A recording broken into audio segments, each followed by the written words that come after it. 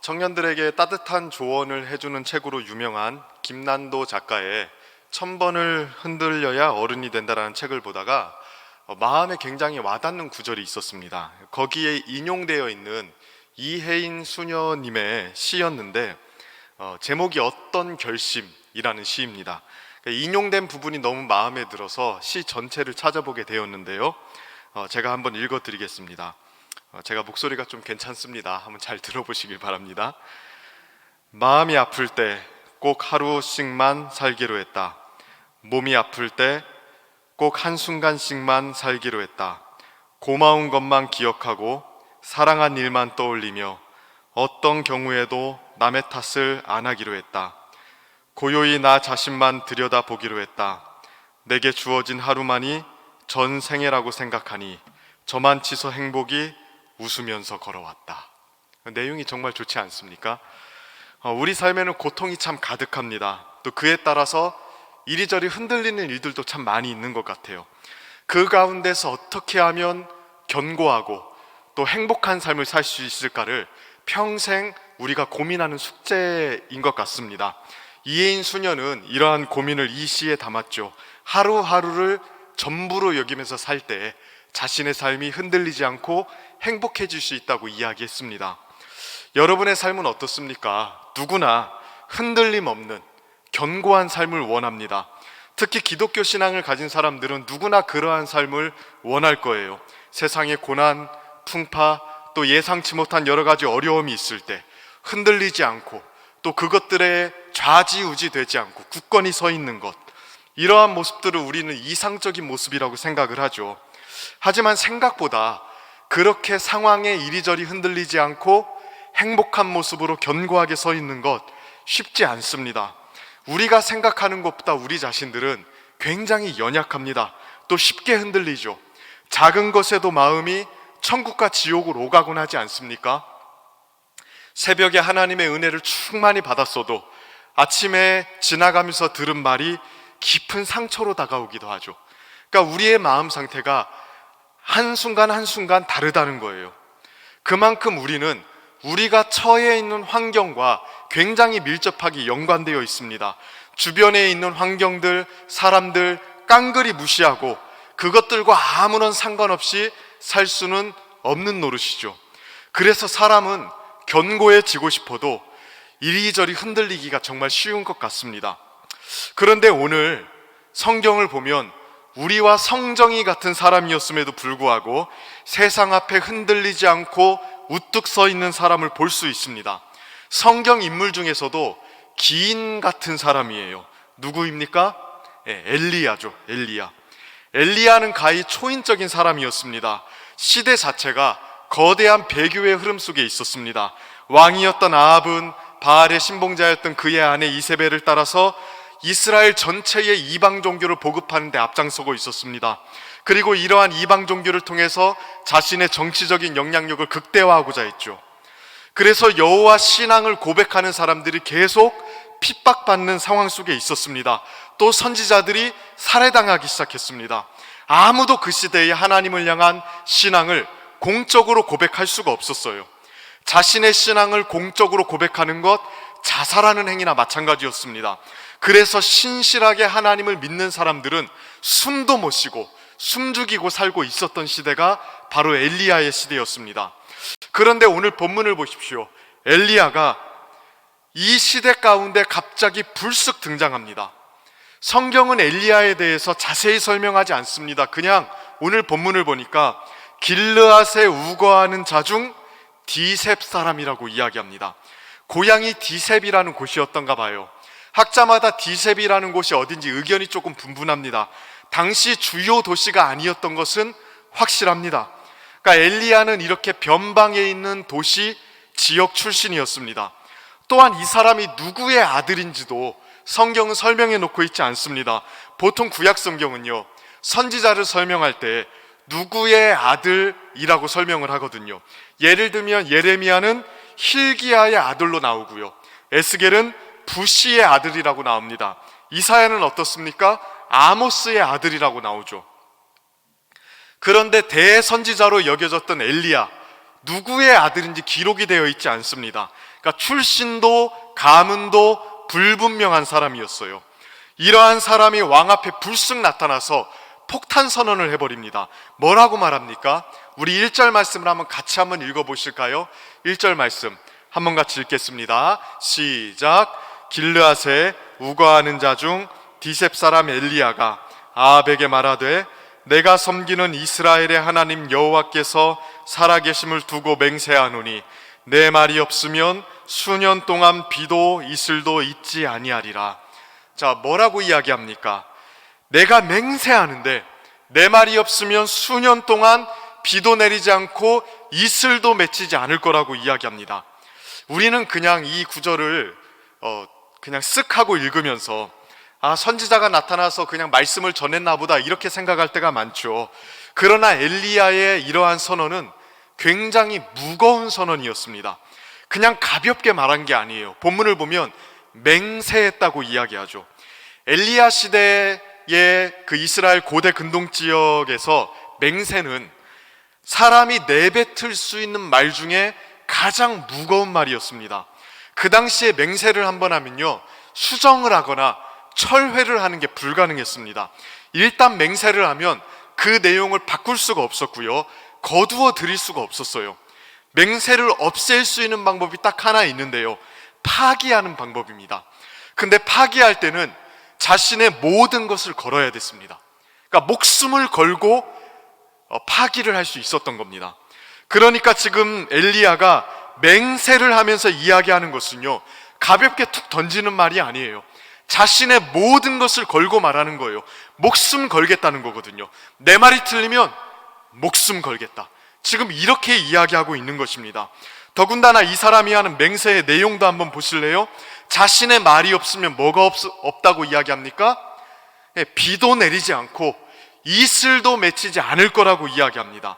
그 당시 상황에서 이 말은 쇼킹한 말이었어요. 이것은 소위 바알 종교를 향해서 전쟁을 선포하는 말이나 다름없었거든요. 이스라엘 백성들이 가나안 땅에 들어가고 나서 급속히 바알 숭배에 빠지지 않았습니까? 이유가 있습니다. 왜 그랬을까요? 가나안 땅은요, 농경 사회였습니다. 광야에서 유목 생활을 하다가 가나안 땅에 들어가니까 거기에서는 생활 패턴이 완전히 바뀐 거예요.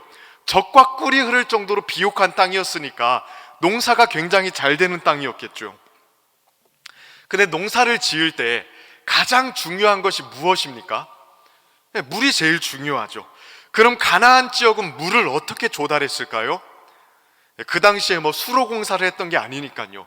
철저하게 비에 의존하는 방식밖에 없지 않았겠습니까?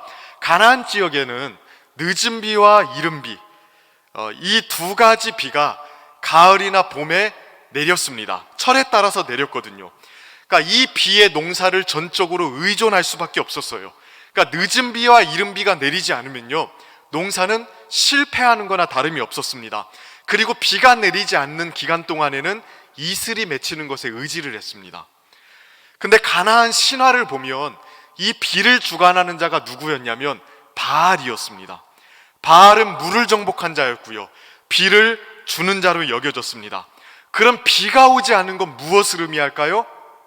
바알의 죽음을 의미하거든요. 그러니까 엘리야의 맹세는 다른 게 아니에요.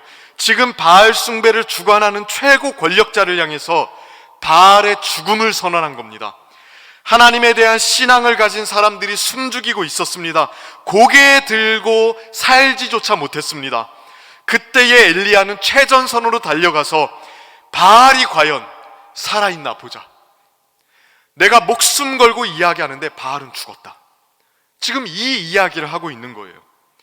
자, 이러한 대담한 행동이 어떻게 가능했을까요? 어떻게 엘리야는 그 배교의 시대 속에서 우뚝 서서 이렇게 담대한 자세를 가지고 나아갈 수 있었을까요? 왜 엘리야는 바알을 두려워하지 않고 자신의 목에 칼을 겨누는 사람들 앞에서 아랑곳하지 않고 외칠 수 있었을까요? 이게 오늘 우리가 고민해야 될 부분이거든요. 엘리야의 이 견고함의 원천은요, 생각보다 단순합니다. 하나님에 대한 신앙 고백적 확신, 하나님에 대한 신앙 고백적 확신에서부터 이 엘리야의 견고한 태도가 형성되어 있다는 것을 우리가 본문을 통해서 볼 수가 있습니다. 1절을 한번 다시 보실까요? 엘리야가 다짜고짜 등장해서 자기 말이 없으면 비도 없고 이슬도 없을 거라고 이야기한 게 아닙니다. 엘리야의 선언은요, 철저하게 하나님에 대한 신앙 고백적 확신에 근거하고 있습니다. 자, 1절 말씀 같이 한번 읽어보도록 하겠습니다. 다시 한번 읽어봅시다. 시작. 길르앗에 우거하는 자 중에 디셉 사람 엘리야가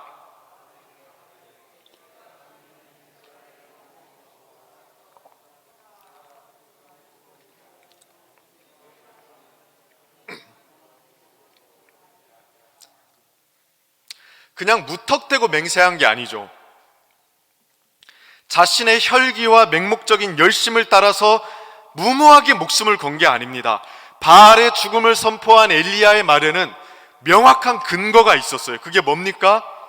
내가 섬기는 이스라엘의 하나님의 살아계심을 두고 맹세를 해요. 하나님에 대한 신앙 고백, 하나님은 이러한 분이시다라는 외침이 이 엘리야를 그 시대 앞에서 흔들리지 않게 견고하게 서 있을 수 있도록 만든 겁니다. 엘리야에게는 분명한 지식이 있었고요, 확신이 있었어요. 그리고 이 지식과 확신의 근거에서 그 시대를 향해서 외칠 수 있었던 겁니다. 저는 우리가 이 부분을 조금 주목해 볼 필요가 있다고 생각합니다. 기독교 신앙의 능력이 어디에서부터 나오고 있는지를 이 부분을 통해서 우리가 확신할 수 있기 때문에 그래요. 기독교 신앙은 무모한 열정이 아닙니다. 무턱대고 종교심을 가지고 전진하는 것이 아닙니다. 하나님에 대한 분명한 지식을 가지고 그것을 가슴 깊이 확신하고 그것을 고백하면서 전진하는 거예요. 우리의 신앙의 모든 능력은요, 이러한 하나님을 향한 신앙 고백적 확신에서부터 나오는 거거든요. 이 고백은요, 많은 사람들이 오해하는 것처럼 무의미한 교리적인 반복이 아닙니다. 많은 사람들이 이러한 부분에서 신앙 고백을 오해하거든요. 그러니까 신앙 고백하면 사람들이 죽은 교리의 반복이라고 많이 생각을 합니다. 대표적으로 우리가 사도신경을 대하는 태도만 봐도 알 수 있지 않습니까? 사도신경은 우리 기독교 공교회가 고백하는 가장 중요한 신앙 고백 중에 하나입니다. 그리스도의 교회는 사도적인 신앙 고백의 일치 속에서 언제나 하나됨을 유지해 왔죠. 그래서 교회 역사 속에서 이러한 사도적 신앙 고백, 사도신경의 고백은 굉장히 중요하게 여겨졌거든요. 우리는 이 신앙 고백을 매 주일 예배 때마다 드립니다. 전능하사 천지를 만드신 하나님 아버지를 내가 믿사오며 그 외아들 우리 주 예수 그리스도를 믿사오니 또 성령을 믿사오며, 그러니까 삼위 하나님에 대한 고백을 우리가 함께 모여서 드린다고요. 자, 여러분들은 매주 이 신앙 고백을 할 때마다 어떠한 마음으로 고백하고 계십니까?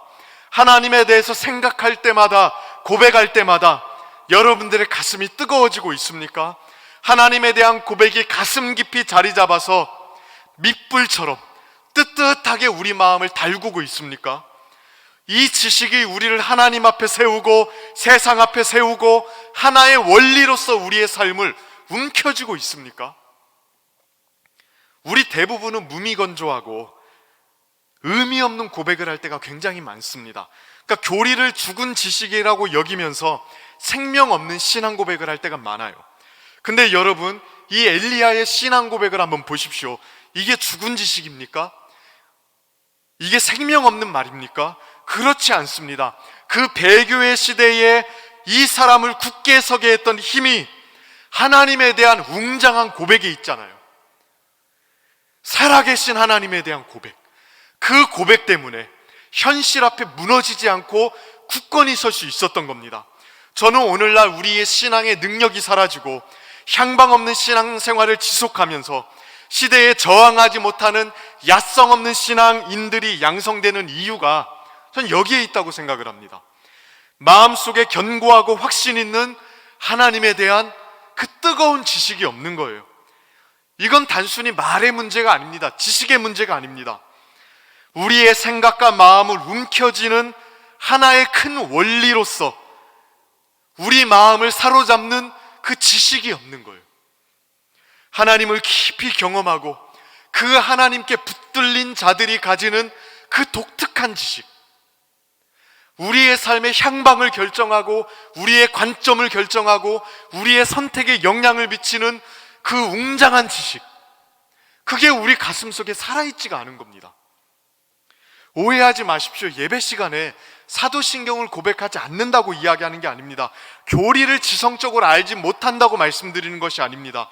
그 신앙 고백적 교리가 우리의 가슴에 불을 붙이지 못하고 있고요, 우리의 삶을 사로잡지 못하고 있고요, 우리의 삶을 끌고 가지 못하고 있다는 것을 지금 이야기하는 거예요.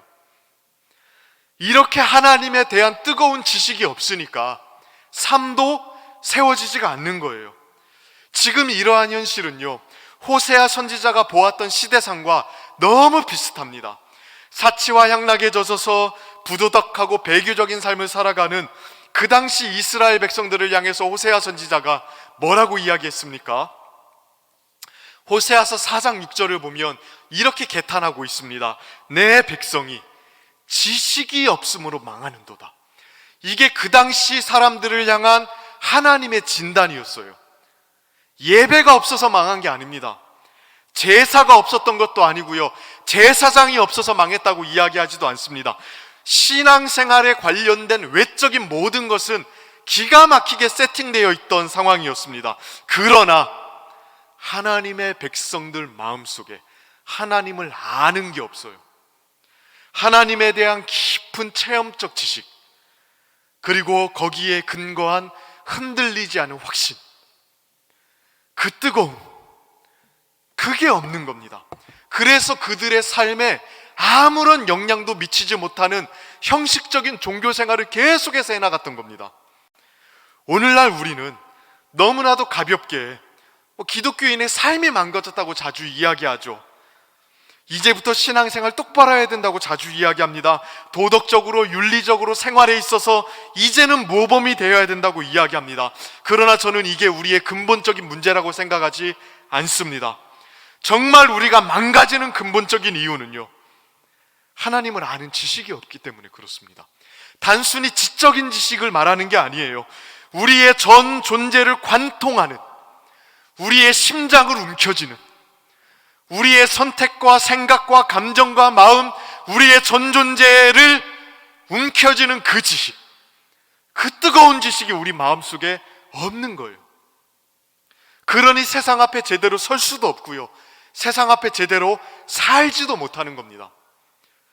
그 대나무 종류 중에요, 모죽이라는 그 품종이 있대요. 보통 중국에서 자라곤 하는데, 모죽은 씨를 뿌리고 나면 5년 동안은 작은 순이 나는 것 외에는 아무런 변화가 없다고 합니다. 그러다가 5번째 해가 되면요, 하루에 몇십 센티씩 자란대요. 많게는 25cm에서 50cm까지도 하루에 막 자란답니다. 그래서 순식간에 25m까지를 자란대요. 그러니까 5년 동안 이 모죽은 자라지 않은 게 아니죠. 5년 동안 뭘 했냐? 계속해서 밑으로 뿌리를 내리고 있답니다. 그리고 뿌리를 다 내리고 나면 때가 되면 어느 식물보다도 급속하게 자라나는 거죠. 저는 우리에게도 이러한 뿌리가 있어야 된다고 생각합니다. 하나님을 아는 깊은 지식에 견고하게 뿌리를 내리고 그것에 대한 뜨거운 확신을 가지고 굳건히 서 있는 모습, 그런 상태 속에 있어야 흔들리지 않을 수 있는 것입니다. 흔들리더라도 뿌리째 뽑히는 일은 없는 거예요. 이렇게 엘리야가 그 배교의 거센 물결에 저항해서 굳건히 설 수 있었던 이유, 그가 바알의 죽음을 선언하면서 대항할 수 있었던 이유, 다른 것 때문이 아니라 그의 가슴 속에 뜨거운 신앙 고백적 지식이 살아 있었기 때문에 그렇습니다. 그러면 엘리야가 가지고 있었던 이 신앙 고백적 지식에 어떤 내용이 있었는지를 오늘 함께 살펴볼 텐데요. 어떤 내용을 고백하고 있습니까? 1절을 다시 보면 이렇게 이야기하죠. 내가 섬기는 이스라엘의 하나님 여호와께서 살아계심을 두고 맹세하노니. 저는 크게 두 가지를 고백하고 있다고 봅니다. 첫 번째로는요, 하나님이 살아계시다는 걸 고백합니다. 두 번째로는요, 그 하나님이 내가 섬기는 하나님이라고 이야기를 해요. 이 두 가지가 엘리야의 가슴 속에는 뜨거운 지식으로 자리 잡고 있었고, 이 두 가지의 견고한 확신 때문에 흔들리지 않을 수 있었던 거거든요. 먼저 첫 번째 내용을 생각해 보실까요? 엘리야가 담대하게 아합 앞에 나아가서 바알의 죽음을 선언했던 근거가 무엇입니까? 여호와께서 살아계시기 때문에 그래요. 사실 그 시대에 거의 모든 사람들이 하나님이 살아계신다는 생각조차 하지 못하고 있었습니다. 바알을 숭배하는 자들이 높은 자리를 차지하고 있었고요, 그들이 무소불위의 권력으로 여호와 신앙을 가진 자들을 박해하고 있었습니다. 그런 상황에서 또 여호와의 종들이라고 일컬어지는 선지자들이 죽임을 당하는 상황 속에서 어떻게 하나님이 살아계시다고 생생하게 고백할 수 있었겠습니까? 선지자들이 비참하게 죽임을 당하고 그나마 믿는 자들도 고개를 들어서 하늘을 쳐다보지도 못하는 상황에서 어떻게 하나님이 지금 이 상황 속에 역사하고 계신다고 이야기할 수 있었겠어요? 그들은 절망스러운 어조로 하나님은 죽었다고 고백했습니다. 하나님은 더 이상 우리를 돌보지 않으신다. 하나님은 더 이상 우리의 삶과 관련이 없다. 하나님이 살아계시다면 우리가 이 꼴로 살지는 않을 거 아니냐, 이렇게 생각했을 것입니다. 그런데 엘리야는 달랐어요. 그는 하나님의 살아계심을 생생하게 경험하고 있었습니다. 살아계시면서 역사 속에서 은밀하게 역사하고 계시는 하나님을 누구보다도 명확하게 인식하고 있었습니다. 그래서 모든 사람들이 하나님은 죽었고, 하나님은 우리와 관련이 없고, 더 이상 하나님은 우리를 돌보지 않으신다고 이야기할 때 담대하게 외쳤던 거죠. 하나님이 살아계신다. 바알은 죽었다. 그리고 거기에 자신의 목숨을 건 거예요. 엘리야에게 가장 현실적이었던 것은 아합과 이세벨이 왕좌에 있다는 게 아니었어요. 바알의 우상들이 곳곳에 세워지고 있다는 것도 아니었습니다. 엘리야에게 제1의 현실은요, 하나님이었어요. 하나님이 그에게 가장 현실적이고 가장 실제적인 분이었습니다. 여러분은 이 엘리야의 모습에서 무엇을 느끼십니까? 사실 우리는 하나님이 살아계신다는 이 고백 참 많이 하지 않습니까? 찬양도 참 많이 합니다. 이렇게 말하는 거 생각보다 어렵지 않습니다. 어떻게 보면 하나님께서 살아계신다고 이야기하는 것은 교회 안에서 상식과 같은 일 아닙니까? 그런데 진짜로 현실적으로 우리가 여기에 기준에서 살아가고 있습니까? 여기에 기준에서 살아가는 것은 생각보다 어려운 일입니다. 하나님을 눈에 보이는 것보다 더 현실적이고 실제적인 분으로 여기고 거기에 자신의 생활과 삶을 맞추어서 살아가는 것, 그건 너무나도 어렵죠. 하나님을 부동산보다도 실제적인 분이라고 생각하고 하나님을 통장에 있는 잔고보다도 실제적이고 현실적인 분이라고 생각하는 것, 너무 어려운 일 아닙니까? 사람은 어쩔 수 없이 눈에 보이는 것을 가장 우선시로 여기면서 살아가는 본능을 가지고 있거든요. 그러니 눈에 보이지 않는 하나님을 현실적으로 여기면서 살아가는 것, 우리 본성상 잘 되지 않는 일 중에 하나입니다. 실제적으로 여러분, 우리의 삶을 한번 돌아보실까요? 우리는 하나님의 살아계심을 매 순간 생생하게 느끼고 거기에 맞추어서 우리의 태도를 조정하고 있습니까?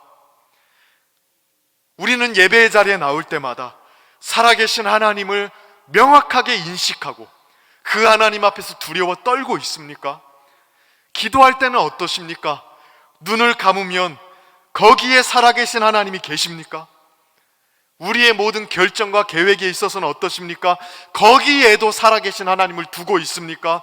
하나님이 지금 이 자리에서 내 결정과 계획을 보셔도 부끄럽지 않은 짓을 하고 있습니까? 또한 우리는 살아계신 하나님이 역사와 개인의 삶에 민감하게 개입해서 활동하고 계시다는 걸 고백합니까?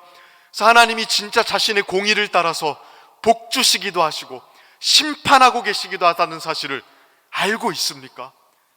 그래서 다른 누구의 판단보다도 하나님의 심판과 복 주심의 근거에서 행동하고 있습니까? 성경에 나오는 하나님의 사람들은요, 이 사실을 누구보다도 굳건히 믿고 있었습니다. 히브리서 11장을 보면요, 믿음의 사람들의 모습이 열거되고 있는데요, 저는 그 중에서 모세의 모습을 정말로 좋아합니다. 언젠가 히브리서 11장을 보다가요, 유독 한 구절이 제 마음속에 콱 하고 와닿았습니다. 히브리서 11장 27절의 말씀인데요, 모세에 대한 내용이거든요. 같이 한번 읽어보도록 하겠습니다. 시작. 믿음으로 애굽을 떠나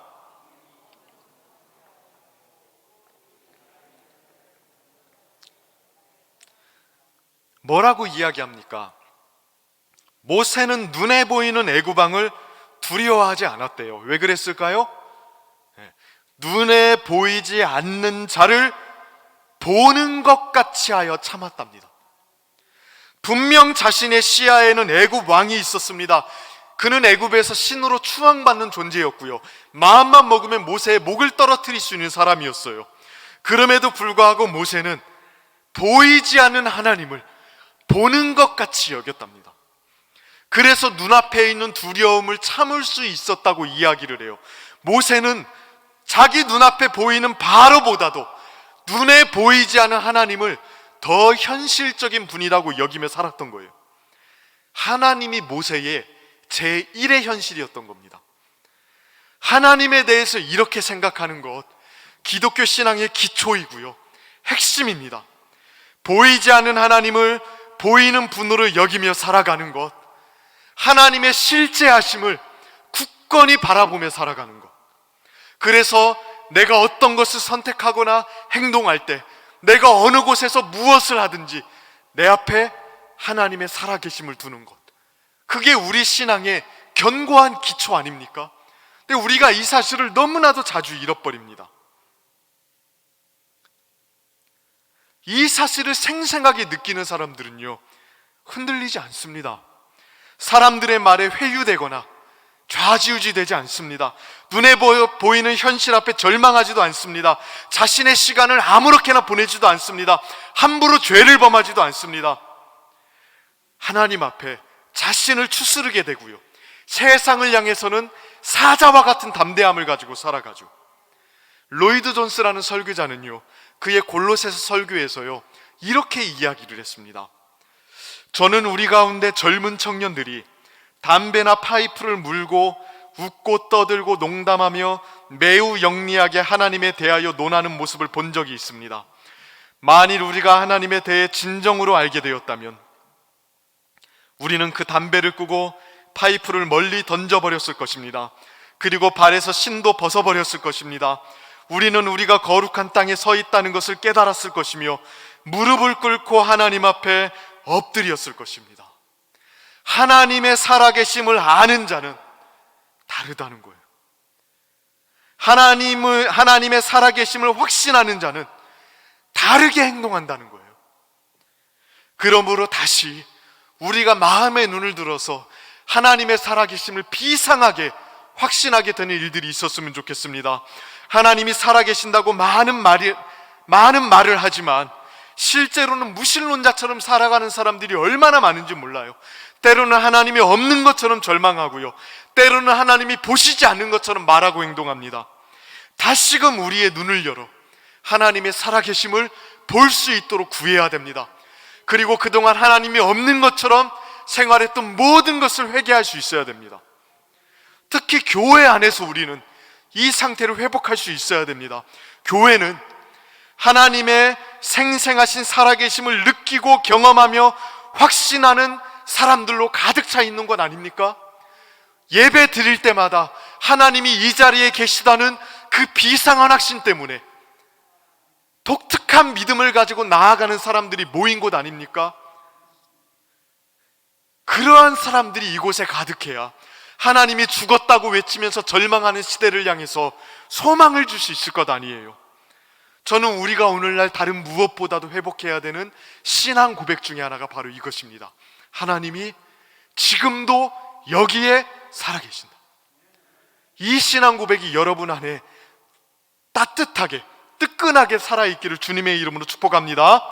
두 번째 엘리야에게 고백한 신앙 고백이 무엇입니까? 그 살아계신 하나님이 자기가 섬기는 하나님이라고 이야기합니다. 엘리야에게 하나님은 멀리 계신 분이 아니었어요. 객관적으로 하나님이 살아계시다는 것을 인정하고 끝나는 것이 아니었습니다. 엘리야는요, 그 살아계신 하나님과 분명한 관계 속에 있었습니다. 그 프랑스의 사상가였던 블레이즈 파스칼이 하나님을 체험했을 때 그때의 경험을요, 팡세라는 책에 이렇게 써놨습니다. 그분은 아브라함의 하나님, 이삭의 하나님, 야곱의 하나님이시다. 그분은 철학자들과 점쟁이들과 사상가들의 하나님이 아니시다. 파스칼은 하나님을 체험하기 전에는 하나님을 그저 멀리 계신 분처럼 생각을 했습니다. 하나님이 계시다는 것을 의심하진 않았어요. 그러나 저기 멀리 계신 어떤 절대적인 존재, 이 정도로만 생각했습니다.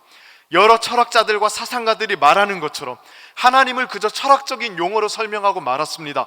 그러나 하나님을 만났을 때 그의 생각은 완전히 달라졌어요. 하나님은 더 이상 멀리 계신 애매한 분이 아니었습니다. 아브라함의 하나님, 이삭의 하나님, 야곱의 하나님, 그리고 나의 하나님, 우리에게 다가오셔서 관계를 맺으시는 하나님, 그런 하나님이었던 겁니다. 엘리야를 세상 앞에 굳건하게 세웠던 고백의 내용을 보십시오. 그 고백의 내용 안에도 이 관계가 명확하게 포함이 되어 있습니다. 하나님이 살아계실 뿐만 아니라 그 하나님이 자신에게 어떤 분이신지, 그분과 자기가 어떤 관계를 맺고 있는지, 그 부분이 분명하게 나와 있거든요. 여러분은 하나님과 이러한 명확한 관계를 가지고 있습니까? 애매하게 멀리서 그저 그런 태도로 우리를 바라보고 계신 그런 절대자를 믿고 있는 거 아닙니까? 여러분은 하나님과의 관계를 어떻게 표현하실 수 있습니까? 엘리야를 보십시오. 엘리야는 하나님을 뭐라고 표현합니까? 1절 중간 부분을 보면 이렇게 이야기합니다. 내가 섬기는 이스라엘의 하나님 여호와. 정확하게 번역하면요, 내가 서 있는 이스라엘의 하나님 여호와입니다. 그러니까 하나님 앞에 자기가 서 있다라고 이야기를 합니다. 여기서 서 있다는 건 단순히 나란히 그냥 서 있다는 게 아니에요. 하나님의 명을 받기 위해서 하나님을 모시고 서 있는 겁니다. 그러니까 마치 종이 주인의 명령이 떨어지기를 기다리는 그 태도, 그 태도로 하나님의 명령을 받기 위해서 서서 기다리고 있는 그 모습을 묘사하고 있는 것입니다. 그래서 우리말 성경에는 섬기는이라고 번역되어 있죠. 굉장히 잘 번역한 거라고 생각합니다. 그러니까 엘리야에게 하나님은요, 말 그대로 주인님이었던 거예요. 자신은 하나님의 명이 떨어지기를 기다리다가 그 명이 떨어지면 곧바로 움직이는 종이었던 겁니다. 하나님과의 관계를 묘사하는 수많은 말들이 성경에 있습니다. 그러나 엘리야와 하나님과의 관계를 결정짓는 말은 주인님과 종의 관계, 그거였어요. 그러니 엘리야에게 삶이라는 것은 복잡한 게 아니었습니다. 주인이 명하시는 대로 행하는 것, 그게 엘리야의 삶의 공식이었습니다. 무엇이 이득일까? 어떻게 해야 이 상황을 모면할까? 어떻게 하는 것이 보기에 좋을까? 이런 생각은 엘리야 마음속에 없었습니다. 그가 생각했던 것은 아주 단순했습니다. 주인님이 원하시는 게 뭘까? 그가 나에게 명하시는 말씀이 무엇인가?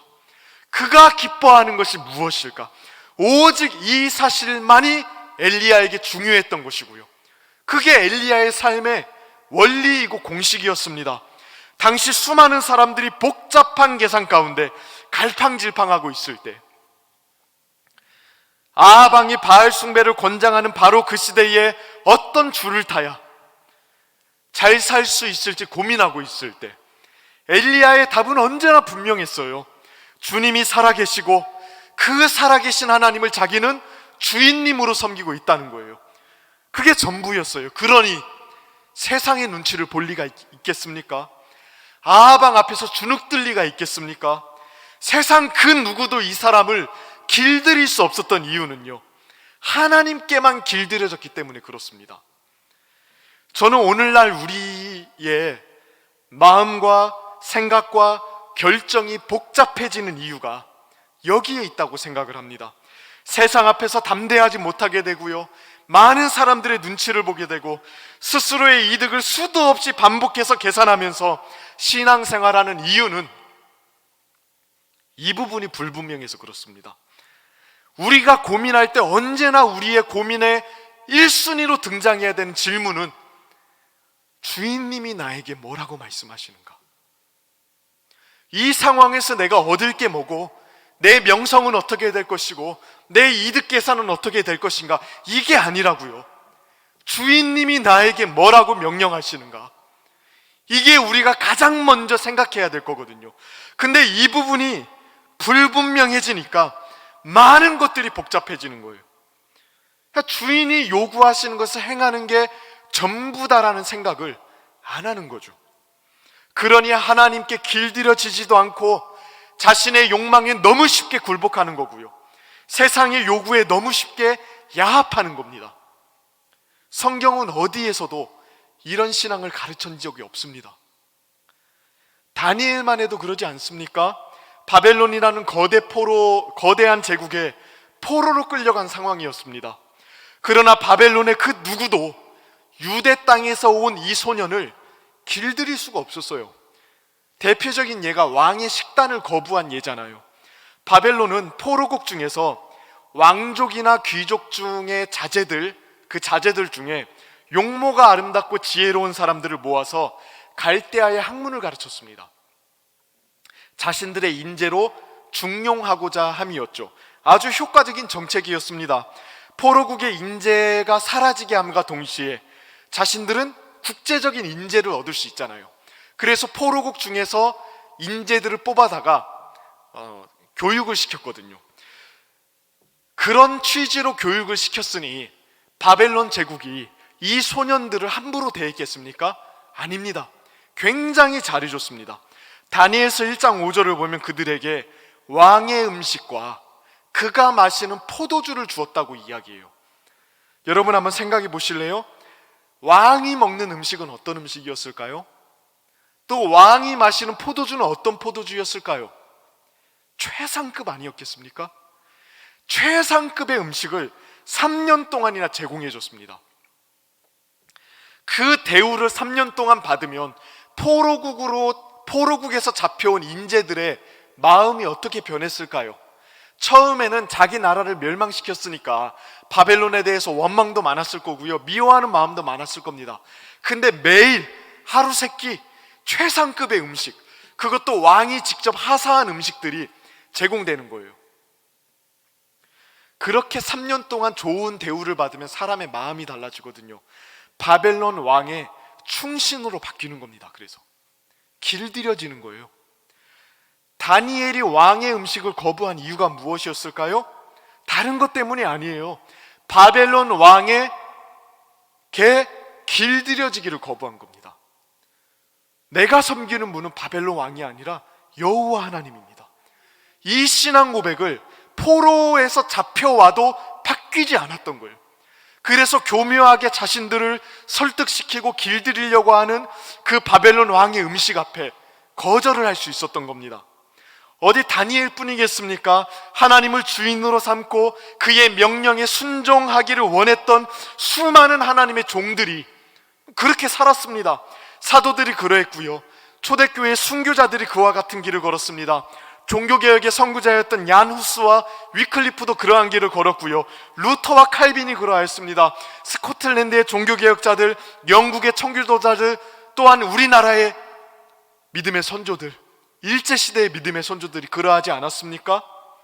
대표적으로 스코틀랜드의 종교개혁자 존 낙스를 이어서 장로교 제도를 성경적으로 확립했던 앤드류 멜빌이라는 사람이 있거든요.